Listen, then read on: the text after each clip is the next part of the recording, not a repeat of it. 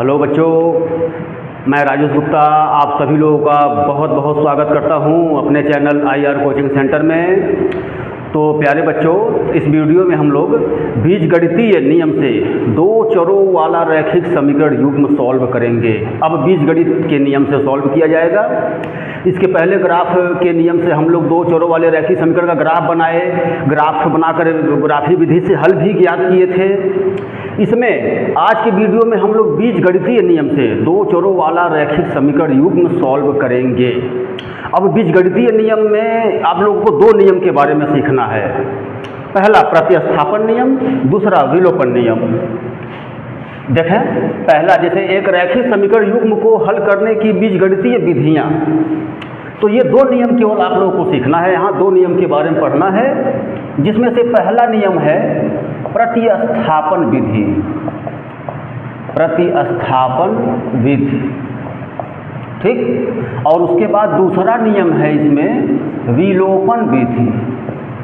विलोपन विधि मतलब दो नियम के बारे में आप लोगों को पढ़ना है। अब इसमें सबसे पहले प्रतिस्थापन चलेगा।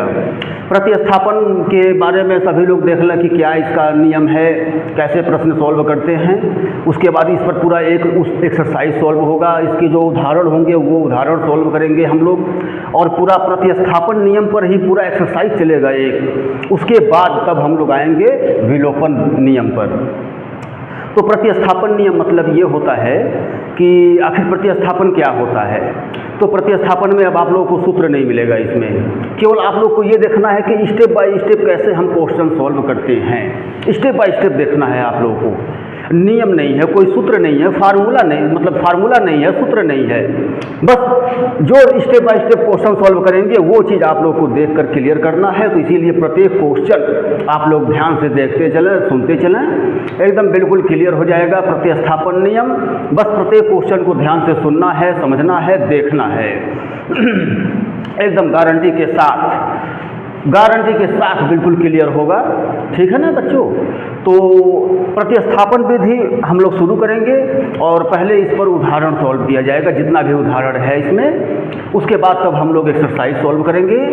ठीक है। तो प्रतिस्थापन नियम पर मतलब आप लोग को क्वेश्चन ही देखना है स्टेप बाय स्टेप में हम लोग लेकर चलेंगे। ठीक। तो शुरू करते हैं प्रतिस्थापन विधि, और इसके लिए उदाहरण 7 हम लोग शुरू करें।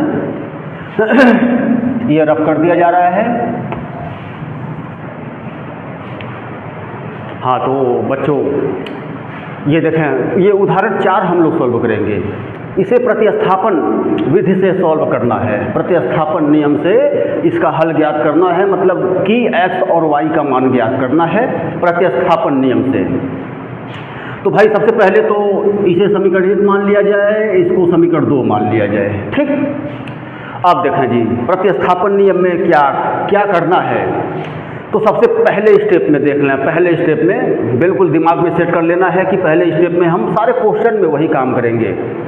बिल्कुल एक जैसा ही काम सारे क्वेश्चन में होगा। ठीक है ना। प्रत्येक क्वेश्चन आप लोग को ध्यान से देखते चलना है, सुनते चलना है, समझते चलना है। तो अब प्रतिस्थापन नियम में मतलब पहले स्टेप में ये करना है हमें कि कोई सा इसमें से एक समीकरण लेना है और उसमें से एक चर का मान निकालना है। ठीक है ना। ये पहले स्टेप में काम करेंगे हम लोग। तो पहले स्टेप वाला काम कर दिया जाए। यहाँ पर कोई सा एक समीकरण लें हम लोग। यहाँ से नियम पहले स्टेप में देख लें जी कि कोई सा एक समीकरण हम लेकर उसमें से एक चर का मान हम पूरा निकाल दें। ये पहले स्टेप में इतना काम करेंगे और ये काम कर दिया जाए पहले स्टेप में। उसके बाद तब अगले स्टेप की तरफ बढ़ा जाएगा फिर। तो यहाँ से हम लोग अब समीकरण 2 को ले रहे हैं। बाकी देखो आप लोगों की मर्जी, आप लोग चाहे समीकरण 1 लें चाहे समीकरण 2 लें, लेकिन हम लोग यहाँ समीकरण 2 को ले रहे हैं। क्यों? क्योंकि समीकरण 2 थोड़ा सा शॉर्ट रूप में है, छोटे रूप में है, इसीलिए समीकरण 2 को ही पहले ले लिया जा रहा है। बाकी आप लोगों की मर्जी, चाहे समीकरण 1 लें चाहे समीकरण 2 लें। ठीक। तो यहाँ से जैसे अब देखें पहले स्टेप में समीकरण 2 को हम लोग ले रहे हैं और इसको लेकर अभी एक चर का मान इसमें से पक्षांतर करते हुए एक चर का मान ज्ञात करेंगे हम लोग। ये पहले स्टेप में काम हो रहा है इतना, तो पहला स्टेप पहले पूरा किया जाए, फिर अगले स्टेप की तरफ बढ़ा जाएगा। यानी कि समीकरण 1 से, अब समीकरण 1 है भाई x + 2y = 3, ये समीकरण 1 हो गया। अब यहाँ से हम भाई एक चर का मान निकालेंगे, तो यानी कि हम यहाँ से x का मान ज्ञात करेंगे, अर्थात 2y का पक्षांतर किया जाए, 2y को हटा दिया जाए, तो यानी कि ये x का मान आ जाएगा 3 - 2y। देखो जी हो गया, ये पहले स्टेप में हमारा काम हो गया जी। हम एक चर का मान पूरा देखें जी, ये ज्ञात कर लिए, ठीक है ना। यानी कि पहले स्टेप का काम हो गया हमारा। अब हम दूसरे स्टेप की तरफ बढ़ेंगे, लेकिन उसके पहले ये समीकरण 3 थोड़ा बना दिया जाए भाई। जो कुछ प्राप्त हुआ है अभी उसे समीकरण 3 हम लोग बना दें, मान लें। अब तो पहला स्टेप पूरा हो गया। अब हम दूसरे स्टेप में देखो क्या करना है। दूसरे स्टेप में जो अभी ये मान निकला है, x का मान जो निकला है यहाँ पर, अब तुम्हारी मर्जी, यहाँ पर x का भी मान निकाल सकते हो, y का भी मान निकाल सकते हो, तुम्हारी मर्जी, देख लें। ये सब ध्यान से सुनना है, बिल्कुल समझना है। यहाँ पर हम किसी भी चर का मान निकाल सकते हैं, मतलब कि एक बार फिर से देख लो। पहले स्टेप में हम कोई सा एक समीकरण ले लेंगे, तुम्हारी मर्जी, कोई सा एक समीकरण लो। उसके बाद एक समीकरण ले लेंगे, तो फिर उसमें से पक्षांतर करते हुए एक चर का मान निकाल लेंगे। तो हम लोग निकाल भी लिए एक चर का मान। ये पहला स्टेप पूरा हुआ।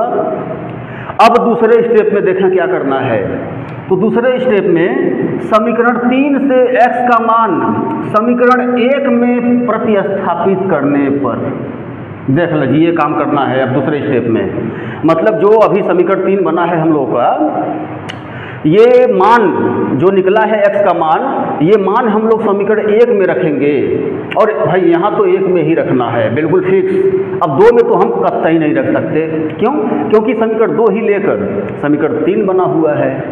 इसीलिए ये 3 वाला जो मान है x का 3 में, ये हम लोग समीकरण 1 में ही रखेंगे, 2 में बिल्कुल नहीं रखना है। इस बात का ध्यान रखेंगे आप लोग।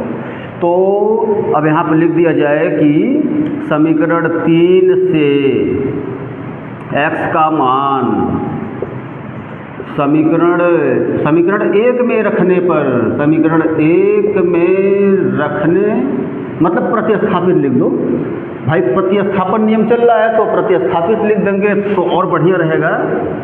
प्रतिस्थापित करने पर,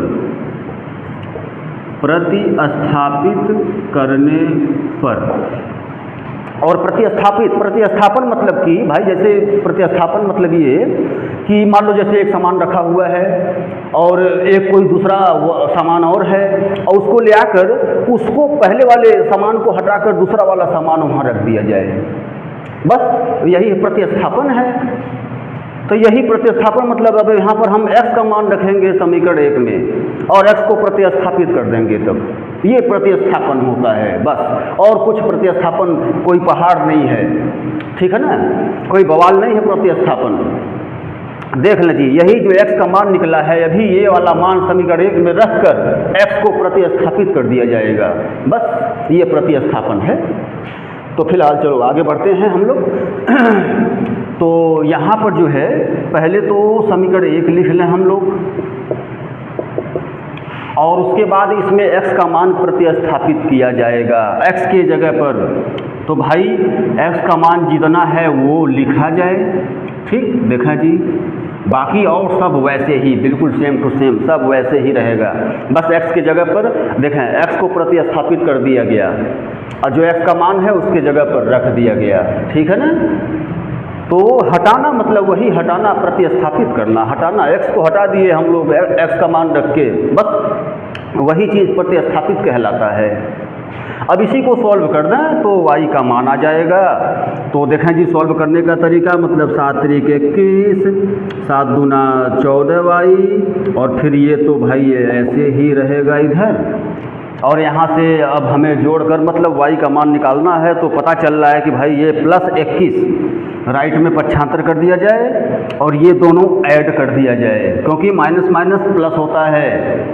तो ये दोनों ऐड करेंगे तो आ जाएगा -29y, और 21 का पक्षांतर कर दें तो देखो जी 21 यहाँ प्लस में है, राइट में गया माइनस में हुआ, और माइनस में हुआ तो भाई तब ये भी हटा दिया जाए, 19 आ गया जी माइनस में, -19 आया, और -19 आया तो भाई तब माइनस से माइनस कैंसिल हुआ और आपका आ गया y का मान आ गया है 19/29।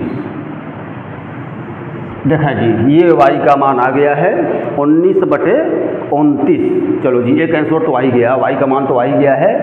अब ये y का मान हम किसी भी समीकरण में रख सकते हैं, मतलब कि दूसरा स्टेप भी आप लोग का पूरा हुआ। देख लें जी ये दूसरे स्टेप में हम काम कर दिए, दूसरा स्टेप भी आप लोग का पूरा हुआ। ठीक, अब हम लोग बढ़ेंगे तीसरे स्टेप की तरफ, और तीसरे स्टेप में जो y का मान निकला हुआ है ये मान हम किसी भी एक समीकरण में रखेंगे, चाहे 1 में या 2 में या 3 में, किसी भी एक में हम रख सकते हैं तो x का मान आ जाएगा, बस वही आंसर हो जाएगा फिर।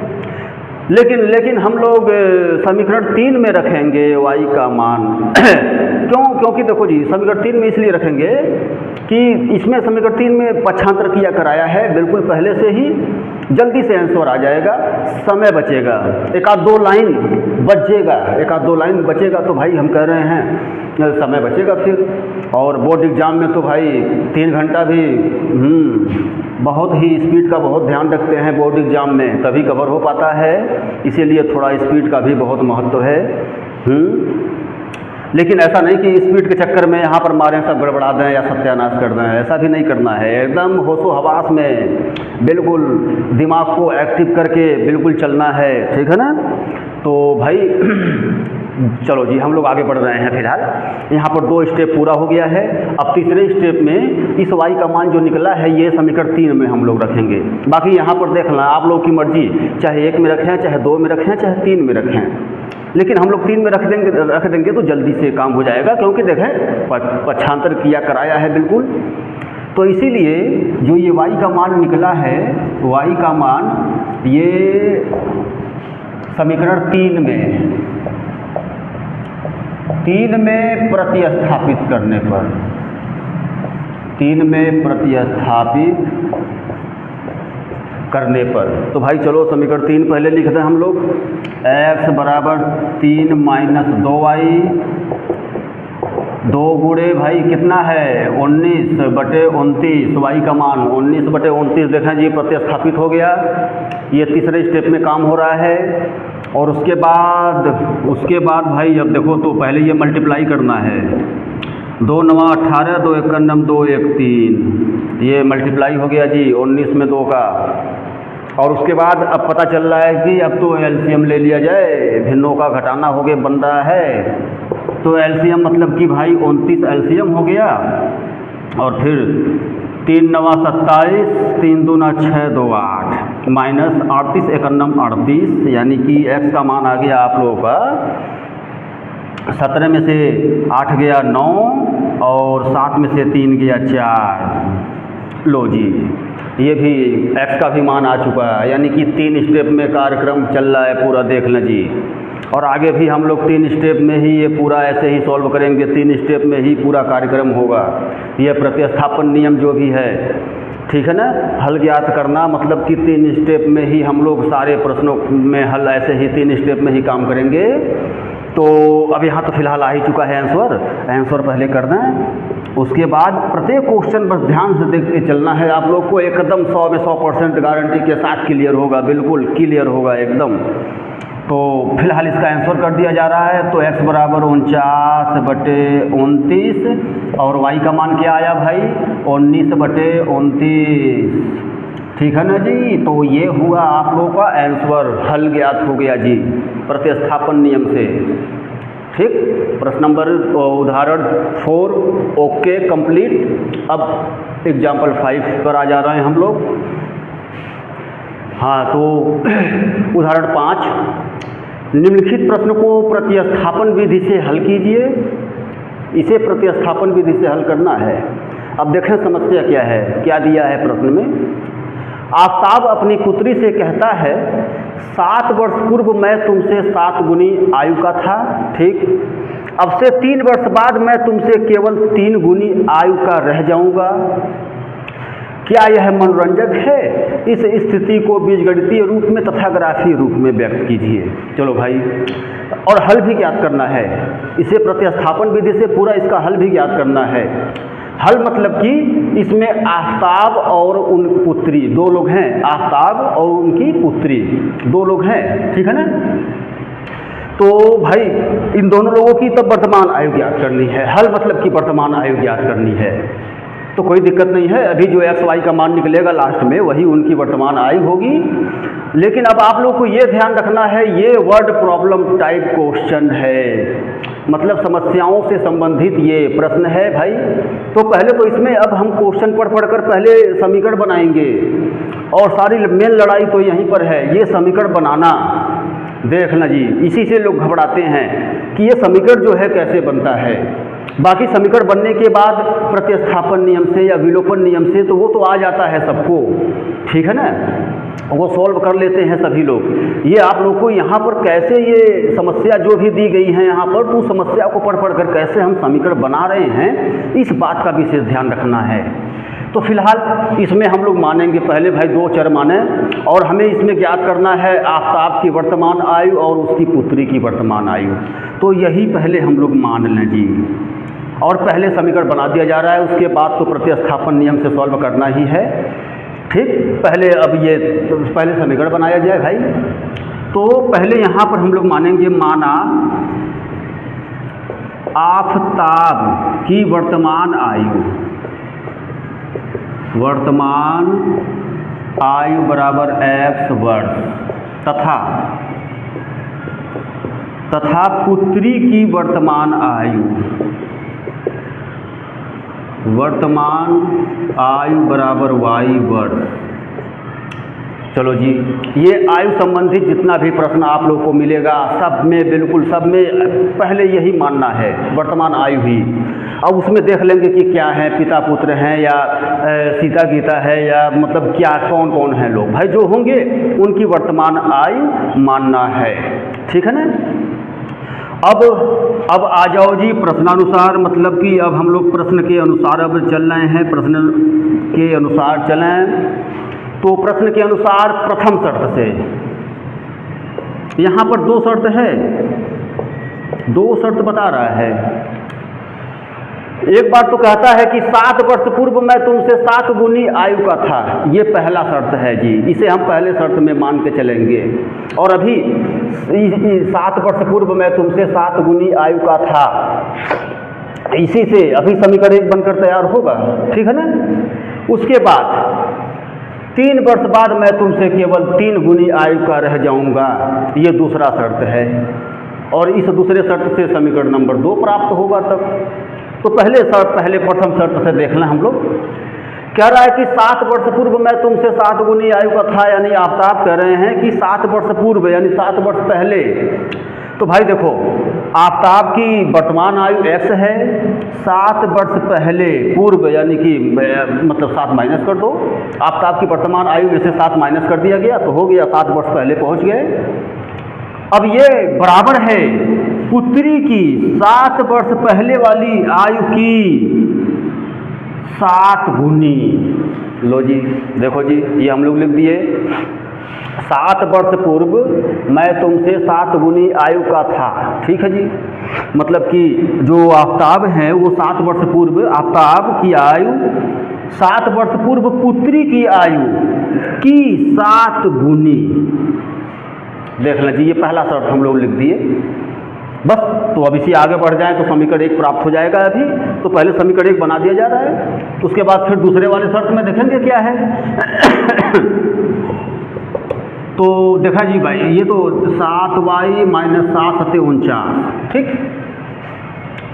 अब इसमें जो है 7y लेफ्ट में पक्षांतर -7 राइट में पक्षांतर कर देंगे।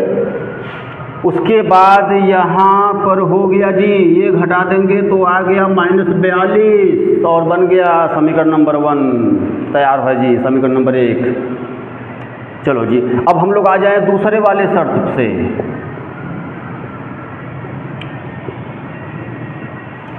दूसरे वाले शर्त में ये कह रहा है कि 3 वर्ष बाद मैं तुमसे केवल 3 गुनी आयु का रह जाऊंगा।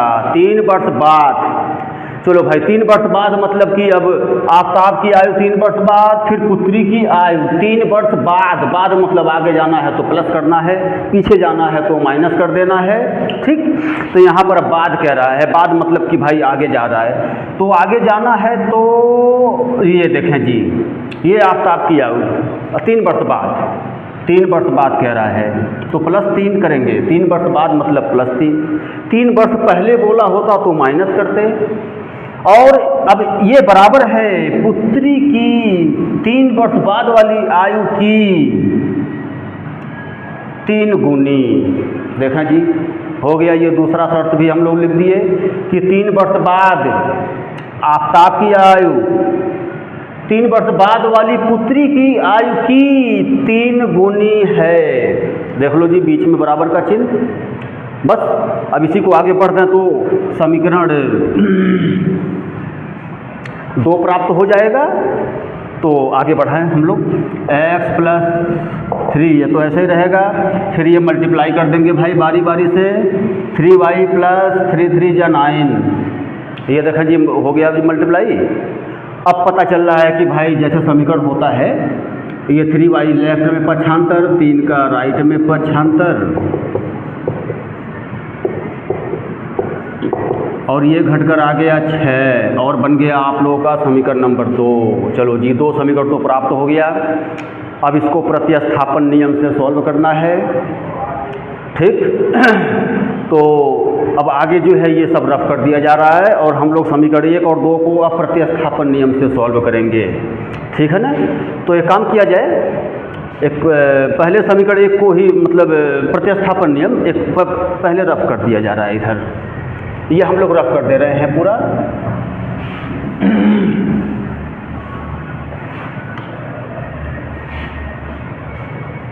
देखा जी, प्रतिस्थापन नियम के लिए अभी बताया गया है कि पहले स्टेप में हमें कोई सा एक समीकरण लेना है इसमें से और उसमें एक चर का मान ज्ञात कर लेना है। तो एक समीकरण मतलब यहाँ से हम लोग जो है समीकरण 2 को ले रहे हैं। समीकरण 2 थोड़ा शॉर्ट रूप में है, छोटे रूप में है, ठीक है ना। तो हम लोग समीकरण 2 ले रहे हैं। पहले यहाँ पर जो है लिख लेना समीकरण 1, x माइनस मतलब कि x - 7y, थोड़ा लिख लेंगे यहाँ पर तो सही रहेगा भाई। x - 7y = -42, और यहाँ से जो है ये तो समीकरण 1 हो गया। और फिर जो है यहाँ से ले लिया जाए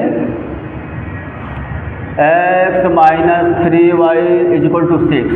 ये देखें जी, ये समीकरण 2 हो गया जी। ये थोड़ा लिख दें हम लोग तो बढ़िया ही रहेगा ऊपर, और बाकी ये अब नीचे हम लोग रफ कर दे रहे हैं सब, ठीक। अब इसी दोनों को फिर वही काम करना है, विलोपन नियम से विलोपन कर रहे हैं, प्रतिस्थापन नियम से सॉल्व करना है।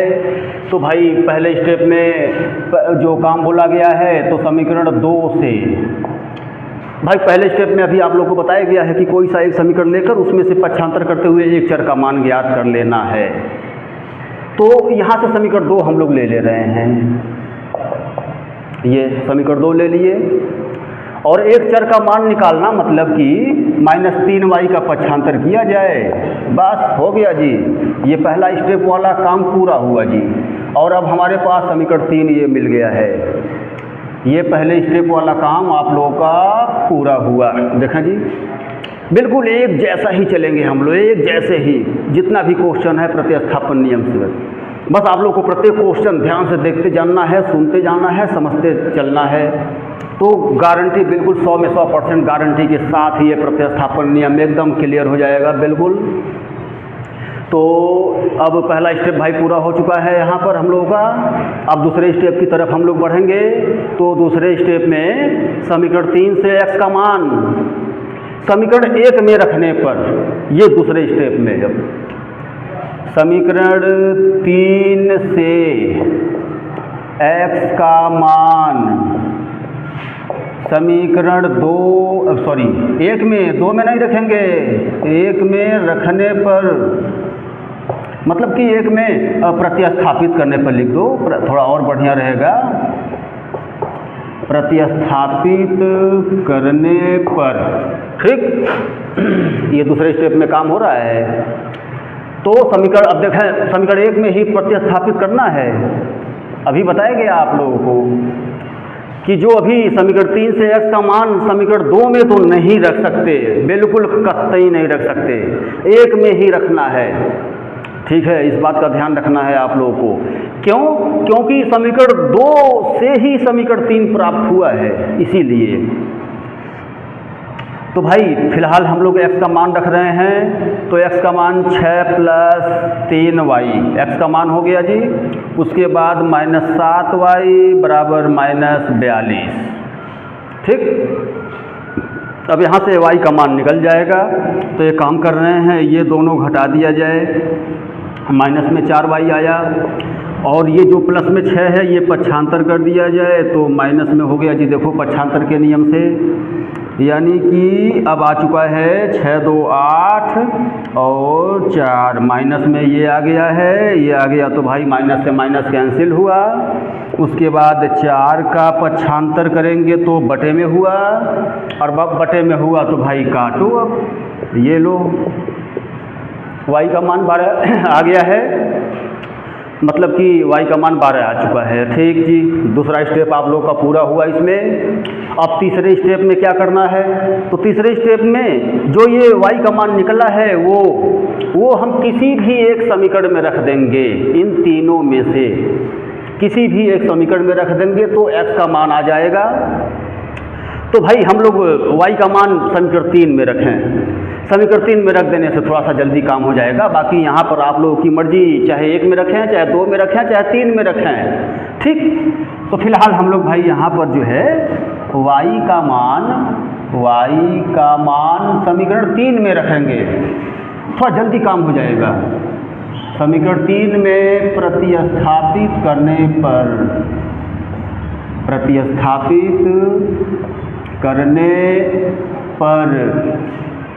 चलो जी, समीकरण 3 क्या है? तो समीकरण 3 है x बराबर 6 + 3y। अब इसमें y का मान y के जगह पर, तो भाई y का मान 12 आया है। अब भाई 12 देखो, y की जगह पर 12 लिखा गया, समीकरण 3 लिखे हम लोग, समीकरण 3 में y का मान 12 प्रतिस्थापित किया गया। बस अब इसी को सॉल्व कर दें, तो 12 × 36 6 42। लो जी, x का भी मान आ चुका है, कंप्लीट आप लोगों का। बस अब आंसर बता दिया जाए। अतः आफ़ताब की वर्तमान आयु, x माने थे हम लोग, और x का मान 42 आया है जी, 42 तब 42 वर्ष। तथा पुत्री की वर्तमान आयु, y माना गया था, और y का मान कितना भाई 12 आया है। लो जी, तो ये आप लोगों का आंसर कंप्लीट। उदाहरण 5 फुलफिल कंप्लीट समस्याओं से संबंधित प्रश्न था। तो क्या क्या समस्याएं थी उसको पढ़कर हम लोग पहले समीकरण बनाए, समीकरण बनाने के बाद फिर तब उसे प्रतिस्थापन नियम से सॉल्व किया गया। ठीक है जी। तो अब बढ़ते हैं उदाहरण 6 की तरफ। ये रफ कर दिया जा रहा है। चलो जी, उदाहरण 6 वर्ड प्रॉब्लम टाइप क्वेश्चन है। तो भाई जो भी समस्याएं दी गई हैं पहले तो हम पढ़ कर समीकरण बनाएंगे, उसके बाद तब प्रतिस्थापन विधि से हल ज्ञात किया जाएगा।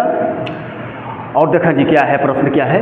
एक दुकान में 2 पेंसिल और 3 रबड़ों का मूल्य 9 रुपये है, ठीक, और 4 पेंसिल और 6 रबड़ों का मूल्य 18 रुपये है। तो प्रत्येक पेंसिल तथा प्रत्येक रबड़ का मूल्य ज्ञात कीजिए।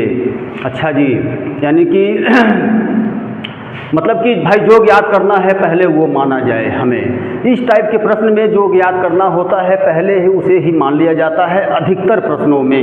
ठीक है जी। तो क्या ज्ञात करना है, एक पेंसिल का मूल्य और एक रबड़ का मूल्य ज्ञात करना है, तो पहले यही मान लिया जाए, उसके बाद तब प्रश्नानुसार हम लोग चलेंगे। तो भाई सबसे पहले तो माना जाए, माना एक पेंसिल का मूल्य माना एक पेंसिल का मूल्य बराबर x रुपये तथा एक रबड़ का मूल्य बराबर y रुपये। चलो जी, ये तो मान लिया गया है भाई, जो पूछा है वो पहले मान लिया गया। उसके बाद प्रश्नानुसार, चलो जी अब भाई एक एक का ही, क्योंकि ये देखा जी दो सामान यहाँ पर खरीदा जा रहा है, पेंसिल और रबड़, मतलब कि उसके बारे में बता रहा है कि क्या उसका रेट है, ठीक है ना, और कितना कितना खरीदा गया है। यानी कि दो सामान खरीदने वाला ये जितना भी क्वेश्चन होगा उसमें आप लोगों को जो भी पूछेगा, जो भी पूछा रहेगा क्वेश्चन में, एक एक का ही मानना है, एक का। क्यों? क्योंकि आप दुकान पर अगर जाएंगे कोई सा भी सामान लेने, कोई सा सामान लेने जाएंगे आप दुकान पर, तो दुकानदार हमेशा एक का ही रेट बताएगा। चीनी लेने जाएंगे आप तो 1 किलो चीनी का ही रेट पहले बताएगा दुकानदार। उसके बाद आपकी मर्जी, आप जितना लीजिए, 10 किलो, 12 किलो, 50 केजी, आपकी मर्जी जितना लीजिए। एक मान लीजिए कोई सा सामान आप खरीदने जाएंगे दुकान पर, एक कलम भी खरीदने जाएंगे तो पहले एक कलम का ही रेट बताएगा। उसके बाद आपकी मर्जी 10, 20, 15 जितना भी कलम लेना है आप खरीदिए। तो भाई इस टाइप के प्रश्न में ये पहले एक एक का हम लोग मूल्य मान लिए कि भाई एक एक का जो है मूल्य कितने कितने रुपए है। उसके बाद अब आ जाओ प्रश्नानुसार। अब प्रश्नानुसार जैसे इसमें भी 2 शर्त बता रहा है भाई, ये देखें जी 2 पेंसिल और 3 रबड़ों का मूल्य 9 रुपये है, पहला शर्त। उसके बाद 4 पेंसिल और 6 रबड़ों का मूल्य 18 रुपये है, ये दूसरा शर्त हो गया। पहले वाले शर्त से समीकरण 1 बना लें हम लोग। तो अब देखें जी 2 पेंसिल और 3 रबड़ों का मूल्य 9 रुपये, ठीक। यहाँ देखें क्या कैसे, पहले यहाँ लिख दिया जाए 2 पेंसिल का मूल्य, मतलब कि 2 पेंसिल का मूल्य, पहले हिंदी में ही लिख दें तो ठीक रहेगा। 2 पेंसिल का मूल्य प्लस 3 रबड़ का मूल्य बराबर 9 रुपये, ठीक है। अब देखा जी क्या करना है, हम लोग माने हैं एक पेंसिल का मूल्य 100 रुपये, तो 2 पेंसिल का मूल्य 2 100 रुपये हो गया, प्लस इसका आ जाओ, एक रबड़ का मूल्य y रुपये है तो 3 रबड़ का मूल्य 3 y रुपये हो जाएगा, और ये दोनों जोड़कर बराबर कुल 9 रुपये तो है ही। और देखें जी बन गया समीकरण नंबर 1, और ये आप लोगों का प्रथम शर्त से हुआ है, प्रथम शर्त से, ठीक है जी। अब आ जाओ दूसरे वाले शर्त में।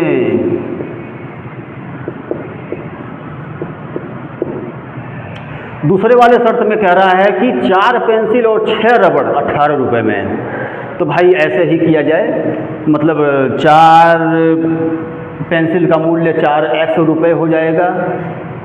उसके बाद 6 रबड़ का मूल्य 6 y रुपये हो जाएगा, जैसे अभी यहाँ पर ये बताया गया है, ठीक है ना। और ये कुल 18 रुपये में, 18 रुपये में है ये। तो भाई अब तो यहाँ पर जो है ये थोड़ा 2 से सब शॉर्ट हो रहा है, यानी कि 2 दूना 4, 2 तिया 6 और 2 नवा 18, समीकरण नंबर 2। यहीं पर नहीं माना गया है, ये 2 से थोड़ा शॉर्ट हो रहा है, इसलिए यहाँ पर मान दिया गया है, ठीक है।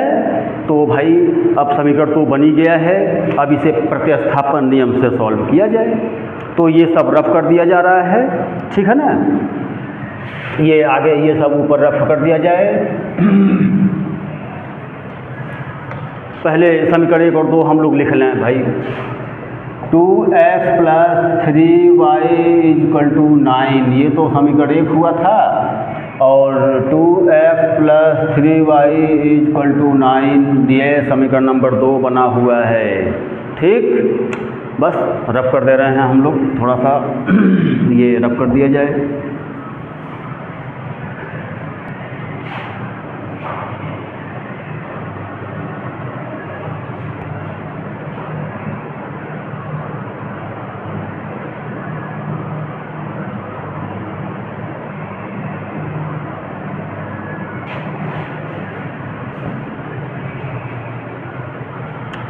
चलें जी, अब इसे प्रतिस्थापन नियम से सॉल्व किया जा रहा है। तो भाई फिलहाल तो यहाँ देखने से पता चल रहा है कि दोनों समीकरण समान है, समपाती है, यानी कि समपाती है अर्थात इसके अनेक हल होंगे।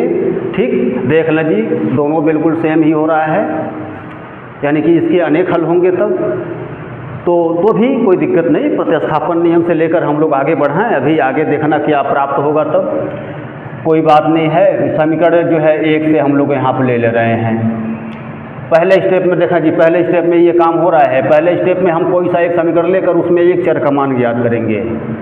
तो भाई समीकरण जो है पहले ये वाला ले लिया जाए, इसमें से एक चर का मान ज्ञात करना है, तो यानी कि पहले 3y को हटा दिया जाए और उसके बाद 2 को भी हटा दिया जाए। और देख लें जी, ये बन गया आप लोगों का समीकरण नंबर 3 बनकर तैयार। पहले स्टेप का काम पूरा। अब दूसरे स्टेप में, तो दूसरे स्टेप में बताया गया है कि अभी जो ये मान निकला है समीकरण 3 जो बना हुआ है, x का मान जो निकला हुआ है, ये x का मान समीकरण 2 में हम लोग प्रतिस्थापित करेंगे, 1 में नहीं 2 में। तो समीकरण 3 से x का मान समीकरण 2 में प्रतिस्थापित करने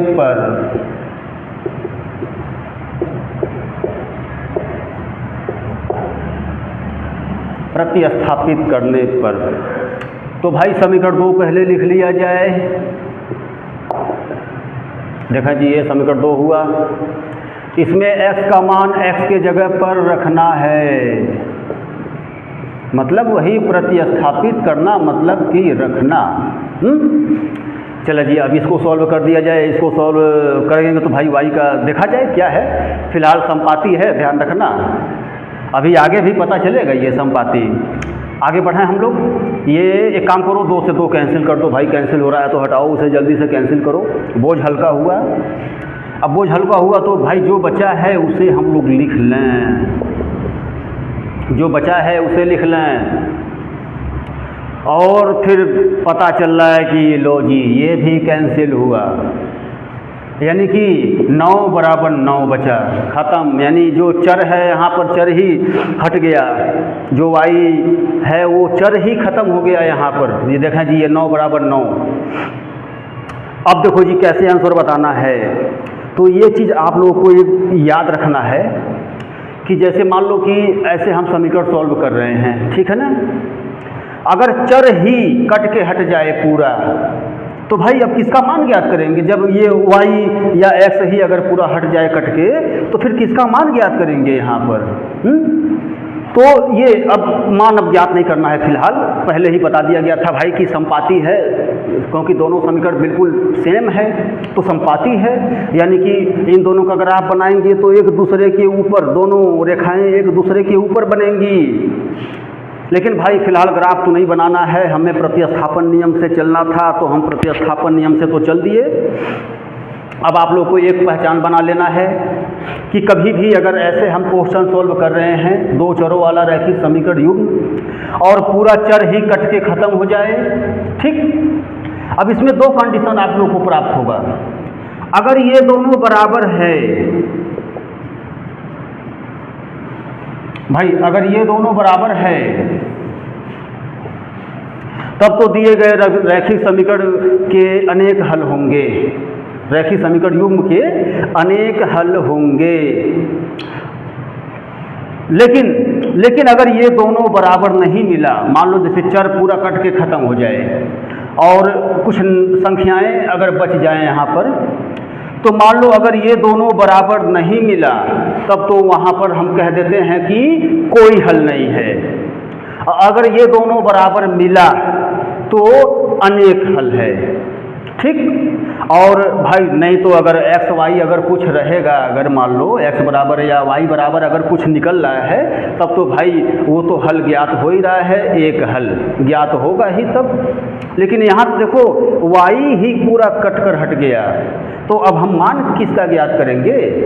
तो बस अब ये यहीं पर छोड़ देना है और ये देख लेना है, दोनों बराबर है तो अनेक हल है, और दोनों बराबर नहीं है तो कोई हल नहीं। ये पहचान याद कर लेना है, आप लोगों को भूलना नहीं है।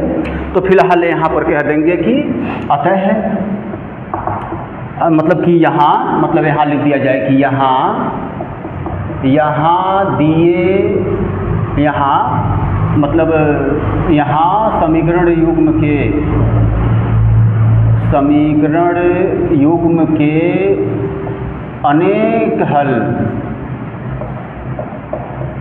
अनेक हल प्राप्त होंगे, अनेक हल प्राप्त होंगे। ठीक है जी।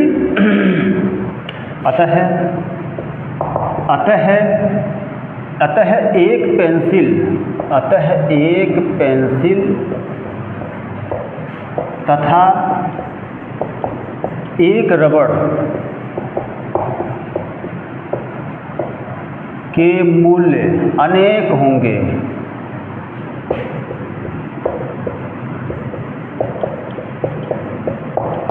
और ये आप लोगों का भाई कंप्लीट। अब अनेक होंगे, वहाँ पर एक रेट नहीं निकला है क्योंकि भाई संपाती अब अनेक हल निकल रहा है, इसलिए।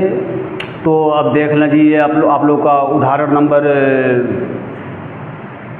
6। ओके, अब आ जाएं हम लोग उदाहरण नंबर 7 पर।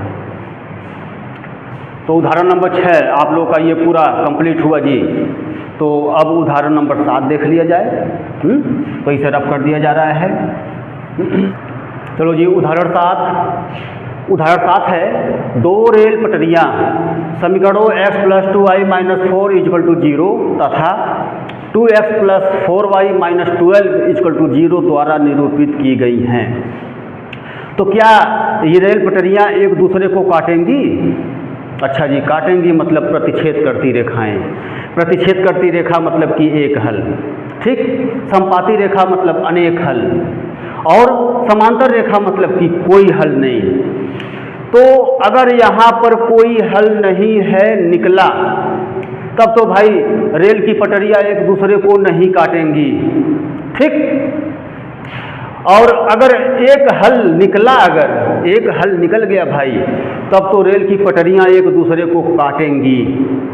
ये आप लोग को साड़ी बनवाया गया है पीछे, आप लोग जाकर पीछे वो साड़ी देख सकते हैं। बाकी आप लोग को बोला गया था, एकदम बिल्कुल दिमाग में सेट होना चाहिए, एकदम याद कर लेना है कि प्रतिच्छेद करती रेखाएं हों या संपाती रेखाएं हों या समांतर रेखाएं हों, ठीक। तो फिलहाल हम लोग आगे बढ़ रहे हैं। जैसे जो नियम है भाई, प्रतिस्थापन नियम चल रहा है, तो प्रतिस्थापन नियम से हम लोग आगे बढ़ रहे हैं, ठीक है। और उसके बाद आगे अभी पता चलेगा इसमें आगे कि क्या है। अगर कोई हल नहीं निकला तो रेल की पटरियां एक दूसरे को कहीं नहीं काटेंगी। देख लें जी, इस बात का ध्यान रखेंगे, ठीक। एक हल निकला अगर, तब तो भाई वो दूसरे को काटेंगी, तब प्रतिच्छेद करेंगी, ठीक। लेकिन आगे बढ़ें हम लोग, देखा जा रहा है। अब रेल की पटरियां हैं तो एक दूसरे को कहाँ काटेंगी? तो वो तो समांतर होंगी, है कि नहीं। रेल की पटरियां, दोनों पटरियां समांतर होती हैं। तो फिलहाल अब ऐसे नहीं, यहाँ नियम से बताएंगे हम लोग, सॉल्व करते हुए बताएंगे, ठीक। तो भाई पहले स्टेप में प्रतिस्थापन नियम से हम लोग सॉल्व करेंगे पहले स्टेप में। और पहले स्टेप में अभी बोला गया है कि कोई सा एक समीकरण लो और उससे एक चर का मान ज्ञात कर लो। तो हम लोग समीकरण 1 से ले रहे हैं। समीकरण 1 लिख लो भाई, क्या है? x + 2y - 4 = 0। ये समीकरण 1 हो गया। और इसमें हम एक चर का मान ज्ञात करेंगे। एक चर का मान मतलब कि ये दोनों पक्षांतर कर दिया जाए, इन दोनों का पक्षांतर।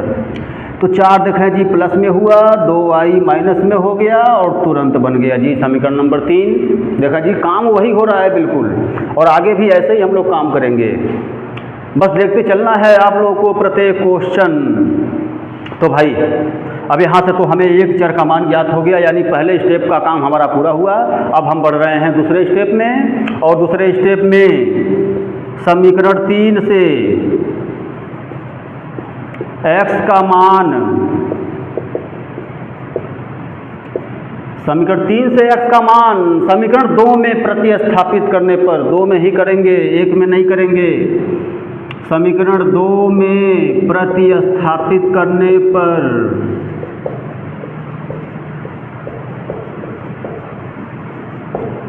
चलो जी, तो पहले समीकरण 2 लिख लिया जाए। 2x + 4y - 12 = 0। ठीक। इसमें x का मान x की जगह पर, देखो जी, x का मान x की जगह पर, बाकी और सब वैसे ही। और फिर अब x का मान x की जगह पर, ये मतलब दूसरे स्टेप में काम हो रहा है। अब गुणा करो जी, 2 चौके 8, 2 दूना 4y + 4y - 12 = 0। देखा जी, अब तो यहाँ भी पता चल रहा है कि लो, यहाँ भी ये कैंसिल हुआ। कैंसिल हुआ तो मतलब क्या बचा जी, 8 - 12। अब भाई 8 - 12 बचा है, अब हटा देंगे तो ये आ जाएगा -4।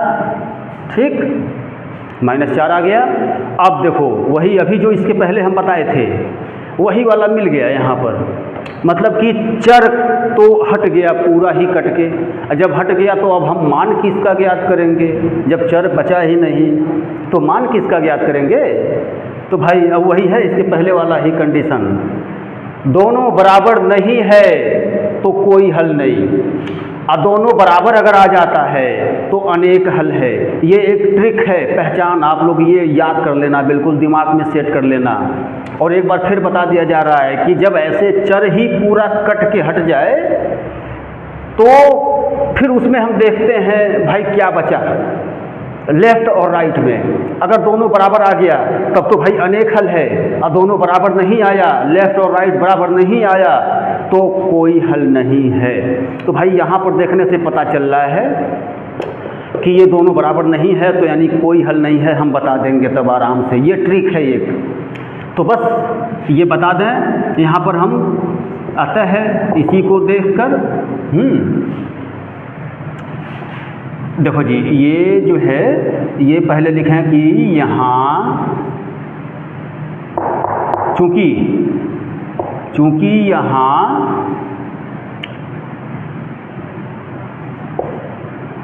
रैखिक समीकरण युग्म, यहाँ रैखिक समीकरण युग्म का कोई हल नहीं है, कोई हल नहीं है। समांतर रेखा वाला सिस्टम है ये। अब जब भाई कोई हल नहीं है तो फिर वो दोनों रेखाएं समांतर होंगी। दोनों रेखाएं मतलब कि वही दोनों रेल की पटरियां समांतर होंगी, और जब समांतर होंगी तो कभी भी एक दूसरे को काटेंगी नहीं। बस उसी को लिख दिया जाए, अतः रेल पटरियां एक दूसरे को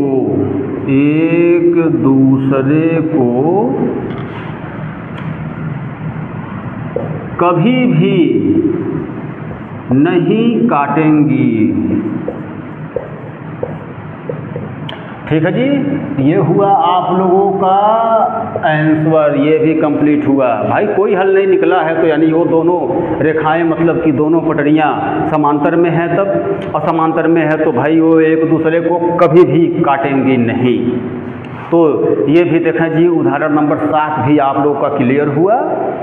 अब वीडियो अच्छी लगे हो तो लाइक कीजिए, आप लोग सब्सक्राइब कीजिए, शेयर कीजिए, और बाकी नए नए बच्चों को जोड़िए। बिल्कुल गणित बिल्कुल ही आप लोग जाकर पीछे भी सारा वीडियो देख सकते हैं। एकदम आसान शब्दों में बिल्कुल बताया जाता है सारे क्वेश्चन। और बुक ख़त्म होने के बाद हम लोग बिल्कुल unsolved, model paper, test paper जितने भी होंगे सारे सॉल्व करेंगे हम लोग, कुछ भी छोड़ना नहीं है। बस लास्ट तक आप लोगों को लगे रहना है, कहीं से कुछ भी छोड़ना नहीं है, ऐसे ही स्टेप बाय स्टेप। तो उदाहरण इसमें आप लोग का ओके हुआ। अब प्रश्नावली 3.2 लेकर हम लोग मिलेंगे अगले वीडियो में, प्रश्नावली 3.2 के साथ। उसमें भी प्रतिस्थापन नियम ही चलेगा। तो फिलहाल आप लोग ये इतना पहले ओके कर लें, उसके बाद फिर प्रश्नावली 3.2 के साथ हम लोग मिलते हैं अगले वीडियो में।